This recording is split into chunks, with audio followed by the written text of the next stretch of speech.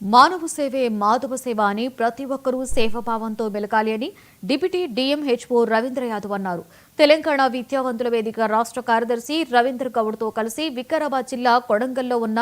అమ్మా నాన్న ఫౌండేషన్ కు నిత్యావసర సరుకులను పంపిణీ చేశారు. ఫౌండేషన్ వ్యవస్థాపకులు ప్రవీణ్ కుమార్ ఆధ్వర్యంలో నిత్యావసర సరుకులతో పాటు అక్కడ ఉంటున్న పిల్లలకు దసరా కానుకగా కొత్త బట్టలు, నోట్ బుక్స్ ను అందజేశారు.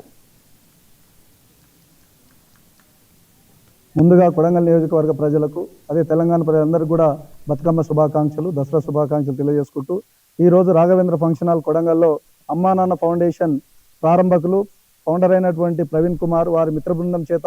అనాథ పిల్లలకు ఈరోజు పండుగ సందర్భంగా, దసరా పండుగ అంటేనే అందరూ కూడా పిండి వంటలతో చాలా సంతోషంగా జరిపేటటువంటి పండుగ. కొత్త బట్టలు ధరించి ఈ పండుగ జరుపుకుంటారు కాబట్టి అనాథలైన పిల్లలకు తన చేయుతతోన ఆ పిల్లలందరూ కొత్త బట్టలు ఇచ్చి మరి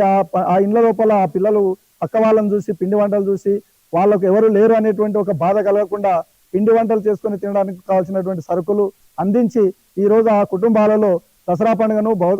అదేవిధంగా